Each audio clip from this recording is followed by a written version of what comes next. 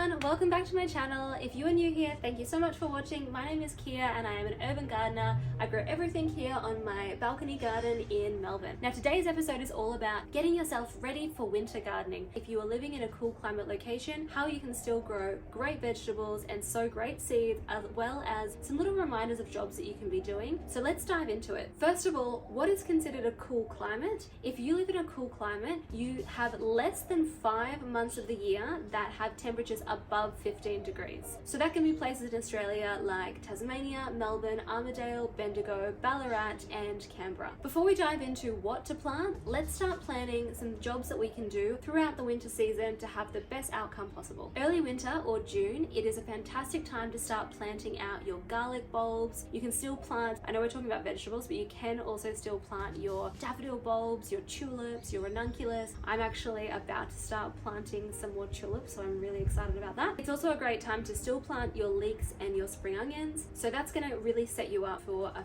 awesome winter ahead. July is the perfect time to start planting out your bare root fruit trees, also things like your strawberry roses, rhubarb and asparagus. In late winter, your job is to not forget to divide your perennials. This can include your strawberries, your Jerusalem artichoke, horseradish, turmeric and asparagus. Typically your garden store is a really good guide because they usually have plants that you can grow in season. Now let's dive into the best seedlings to plant in winter, and I'm going to take you through when to plant that from June to July. So leafy greens, things like lettuce, spinach, rocket, silver beet, mustard greens, things like this that I'm growing right here, you can plant them in June or July and they're going to grow fantastic throughout the winter months. Things like root vegetables, they actually grow throughout the whole winter season. So I've got carrots growing here, carrots, turnips, parsnips and beetroots, as well as herbs like coriander, dill, echinacea, catnip and thyme.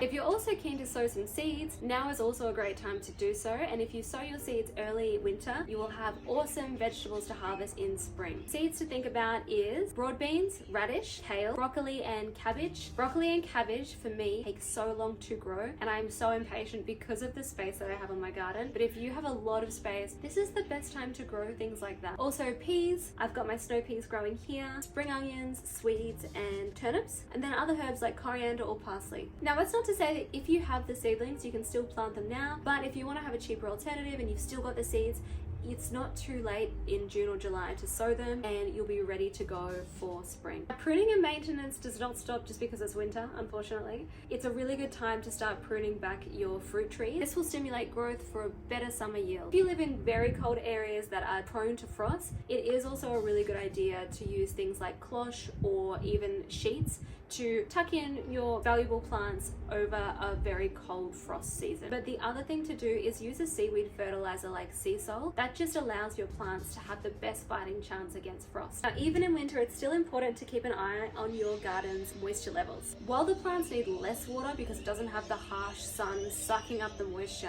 and it also typically has a little bit more rain in winter, it's still important to give at least 2 really good soaks throughout the week if it hasn't rained a lot. Also, giving your plants a little side dressing of manure and compost to keep them nice and healthy throughout the winter season is going to be great. Another tip is to use mulch to put a ground covering around your plants. This will allow the plants to not have too many fluctuations in temperature, so that's going to be a really important thing, and it's something that I have not done. Let's talk about pest control. So there's pros and cons to winter. Pros, a lot of the cabbage moth and white butterfly tend to die off because it gets too cold, so you can remove like netting, but I really struggle here in Melbourne with slugs over winter, especially with the rain, the moisture, they just love it. The best thing that has helped me is a 2-prong approach. The first is going out at nighttime with a little torch and just picking the slugs and the snails off your garden. The second option is beer traps. Now beer traps are honestly one of the best things for slugs and snails. If you haven't used a beer trap already, it's literally just getting a little container, filling it full of cheap beer. The slugs don't have expensive taste, and then putting it in the ground level of your garden around your garden beds. The slugs will come overnight, they're attracted to the yeast in the beer, they will fall in, and then it's a really great way of capturing the slugs. So now you've got a whole range of different plants to get excited to plant this winter.